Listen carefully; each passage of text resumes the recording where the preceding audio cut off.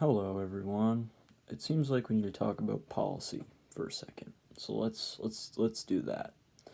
Um, Specifically, policy by Mr. Andrew Yang, who's currently still in the race, the Democratic primary presidential general race.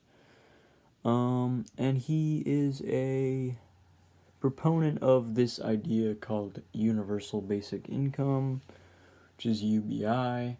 And now, because he's introduced this idea, like reintroduced it into especially the online discourse, people make the mistake of thinking that it comes from him. This idea was supported by Martin Luther King, even Milton Friedman and Richard Nixon, and Thomas Paine, I believe. Now, you can notice something about that set of people I just named. Half of them are on the left, Martin Luther King, Thomas Paine. Half of them are on the right, Milton Friedman and Richard Nixon. So where does Andrew Yang sit? A Democrat, running as a Democrat, supporting this universal basic income idea. Well, honestly, you can glean a lot from just what his name for the actual policy is, the Freedom Dividend, as to where on the political spectrum this is being approached. And it's really the right libertarian side of things. Because Andrew Yang has also introduced this to the discourse, this idea of the antagonism of the automation and artificial intelligence and robots taking your jobs is essentially what the line is. Now, you notice I use the word antagonisms. There are 4 antagonisms that we can look at right now. Just to us as a species. And, to the systems that we have.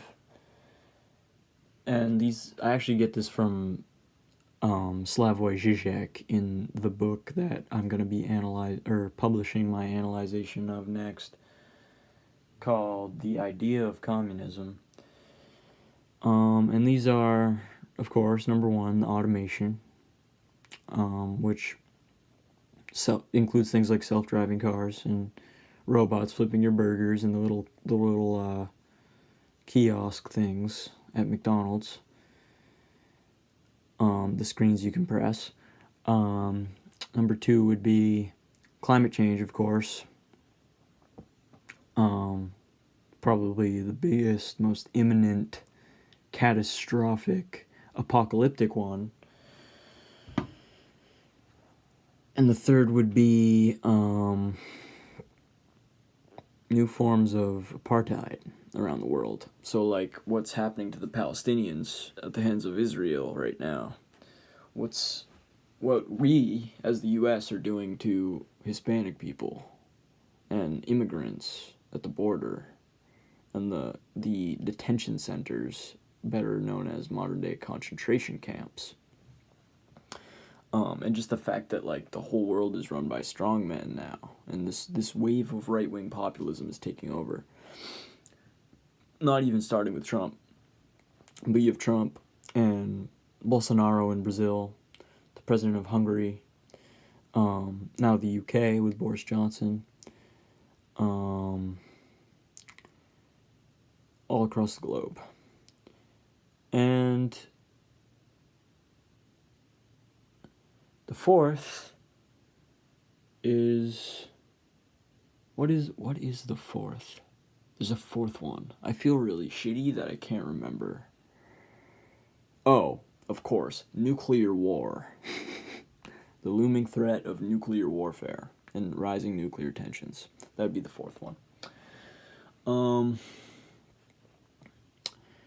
So Andrew Yang proposes to answer one of these fatal apocalyptic antagonisms, the automation one, but it's kind of misguided because he's trying to answer an antagonism to capitalism while retaining capitalism. Now, that is not a left-wing approach to dealing with antagonisms in society. That is a very right-wing, keep the status quo type thing. So it's odd. It's actually kind of depressing that we have to put Andrew Yang in the anti-establishment candidates category, because he's trying to retain the system as much as anyone else is. Unless you compare him to a Bernie Sanders, who's actually proposing we implement social democracy, as opposed to just this weird, like, just left of pure laissez-faire capitalism that results from a bunch of incrementalism, and really what the word that I'm looking for to describe it is neoliberalism. But so would I say that Andrew Yang is a neoliberal? Maybe. But let's actually talk about not just that systemic, ideological, structural critique of just the approach that he's taking to these things. Let's talk about more literal, realistic, material things here, and the actual problems with the policy of the Freedom Dividend. Now, I mentioned before there are two different types of people who have supported universal basic income throughout history, left-wingers and right-wingers alike. And let me just put into perspective why Andrew Yang's version of universal basic income, the Freedom Dividend, is a right-wing one. And that reason is simple. It's literally just the fact that, and I've been saying this is what I said in my original video about how Marianne Williamson supposedly adopted Andrew Yang's UBI idea. My only problem with the Freedom Dividend is that it doesn't stack on existing social programs. So if you're already on food stamps, if you're already on disability, you'd have to choose between your disability or your food stamps or what have you and the Freedom Dividend. $1,000 a month is what it is. It's $1,000 a month. Now, I'm not like all the establishment goons who would ask, how do you pay for that? How are you going to pay for that? Because to me, I understand that it's the government. Like, they will pay for what they want to pay for. Have you seen our military budget? And this is where there really should be some cross-pollination between the Yang people and the Tulsi people, because the same type of thinking that Tulsi has could really bring some of the Yang people out of the dark about this, but as well as the establishment. But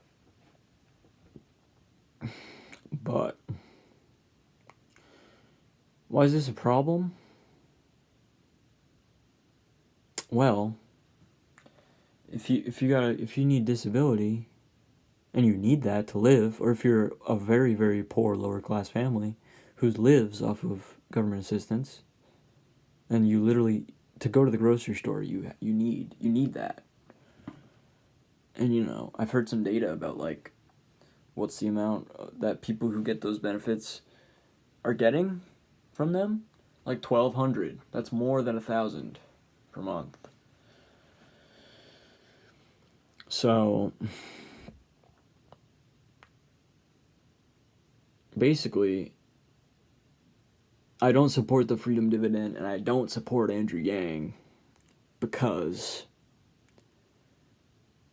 it doesn't stack with the pre-existing social safety net. It's just a side little sneaky way of making that social safety net fall apart. And that's what the economically right-wing people in this country want, is the social safety net dismantled.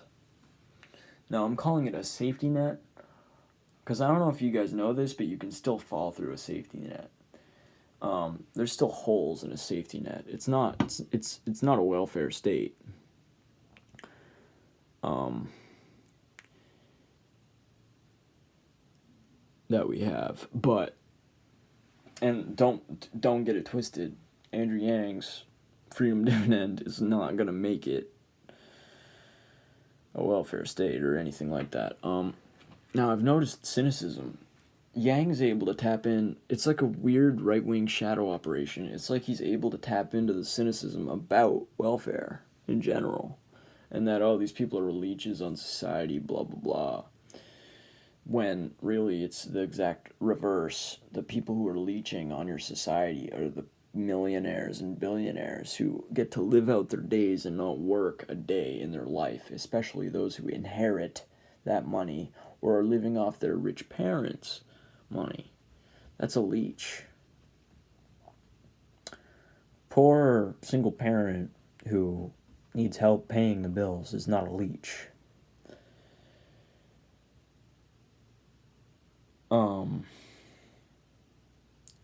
So this Yang thing is a very technocratic, libertarian right type of fantasy thinking. And I can't see it resulting in anything good. Because, this is the real kicker. I don't know if people have thought of this, but if you are a landlord and you hear that, oh, all these people who are paying me rent are gonna have an extra $1,000 in their pocket every single month. I want some of that. And yes, it's true. The landlord will get $1,000 a month because Yang's policies are not class conscious. Yang's worldview is not one of class consciousness. Yang's worldview is one of capitalism being able to retain itself and essentially a right-wing fantasy.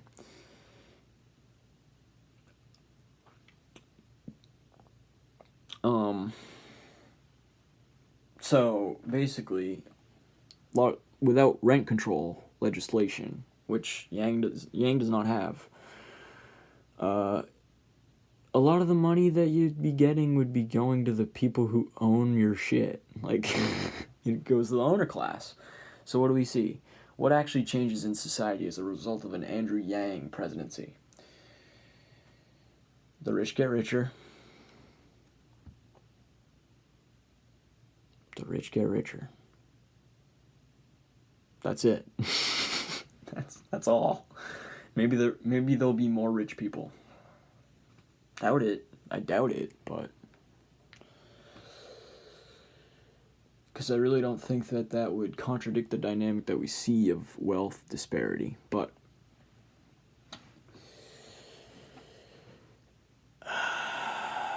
if it was like Andrew Yang suggests to Bernie Sanders, hey, on top of your social democracy plan, let's do some UBI, universal basic income. Let's give people $1,000 a month, as well as universal health care and free college and a living wage. Let's also do that. And it stacks on all the welfare programs, all the social safety net. Because listen, what does it mean? This is why I said in my original video that it's based more on hierarchy than need. Because why is a person on disability? Because they need more than a not disabled person needs. They have special needs. That's literally what they call it. In some cases, specifically mental disabilities. But so does that mean, oh, in this weird policy where we're treating everybody as equal, like blindly, like let's just throw $1,000 at everyone,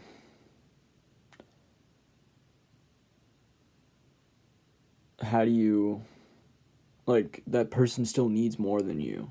If you're saying everyone needs $1,000 a month, then that doesn't mean that the disabled people don't need their disability magically anymore. I don't think $1,000 is enough for that.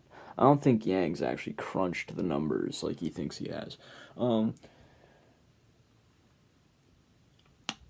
Because it's like, this is the question that people should be asking him.